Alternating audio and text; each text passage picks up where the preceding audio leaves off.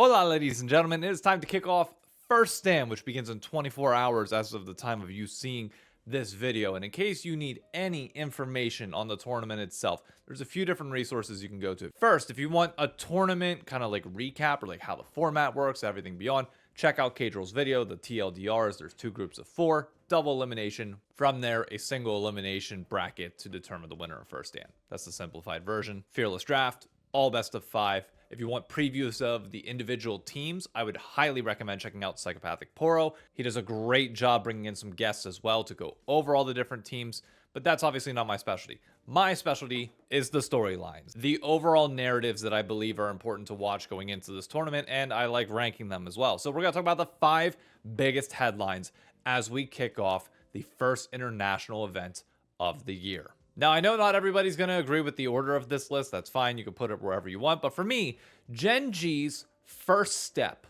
on the golden road, or the presumed golden road for them, begins right now. How clean that will be is my question going into this tournament, because I think anybody other than GenG winning this is a massive shock. They look like the best team in the world, in the best region in the world. It's early enough in the year that GenG shouldn't choke.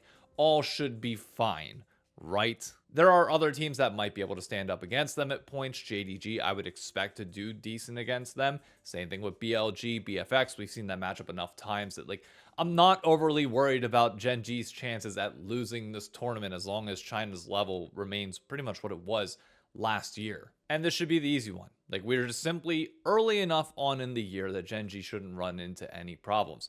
So it can't really go all that much higher on the hierarchy. It's an interesting predicament that this tournament's going to present. And I mean, MSI, I'm expecting to kind of be a similar way. It's really not until Worlds that we start doubting them in any capacity. I haven't seen a single person doubt GenG at this point. There's really not a player that I think loses their lane. Like, I just don't have any good arguments for you. That's why it's at 5. But speaking of China, yeah, they're at number 4 because, let's be honest, the last few years have not been great for China. Last year specifically, not even having a team in finals when BLG made it the year prior, and at least in 2023 you had Weibo Gaming, even though they got 3-0. Like, at least there was some momentum to build off of going into the next year. At least you made a final.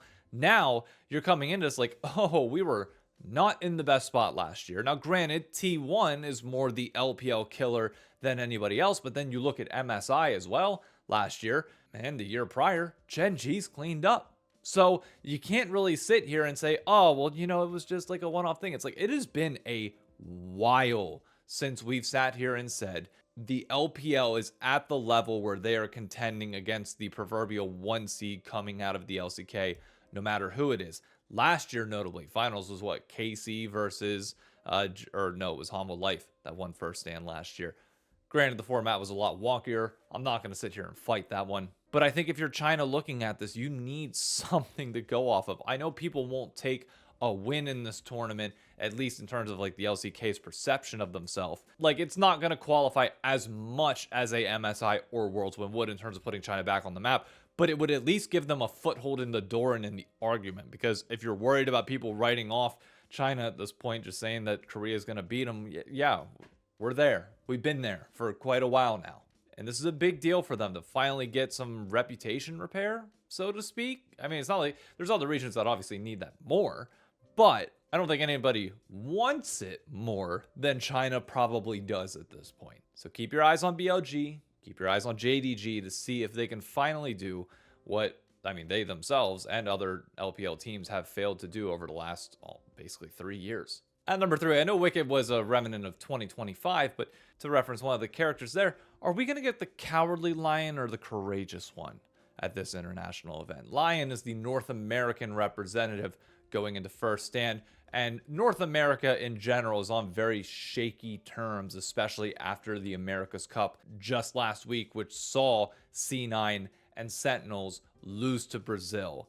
And it just so happens to be that Lyon will be facing up against Loud and the CB LOL in the first round. And a loss here from Lyon, I'll be honest with you, does way more damage to our reputation in North America than you could possibly ever imagine. Now, do I expect that to happen?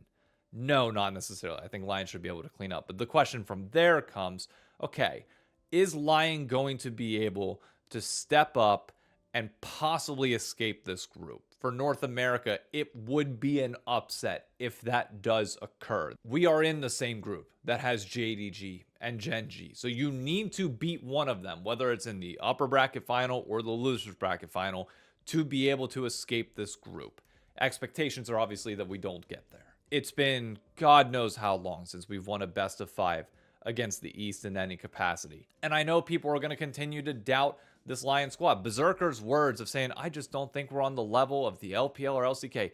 Brother, I need you to shut the fuck up if I'm being entirely honest here. I get you're paying respect. I get you played in the LCK, but I need that killer mentality that Inspired and I know Dokla have, where it's we can beat anybody. Yes, we're going to be underdogs, but fuck that. We're going to go in and give it our all. We've already seen Dokla pull off some upsets, granted in best of ones against the LPL. And I think Dokla's game has come a long way from even where it was last year on 100 Thieves, where he was just being slotted in as a tank player. Saint, I know people are going to see him as unreliable given that there was those early ints, but he's shown enough in the most recent weeks that maybe he can continue this pace on an international scale against better competition. You gotta go into this tournament, if you're North America, with some courage and the conviction that you can get out of the group whenever everybody in the world is assuming that you won't. Because when you go in with that mentality, I'm sorry, it's a loser's mentality. It's never gonna work. So yes, I understand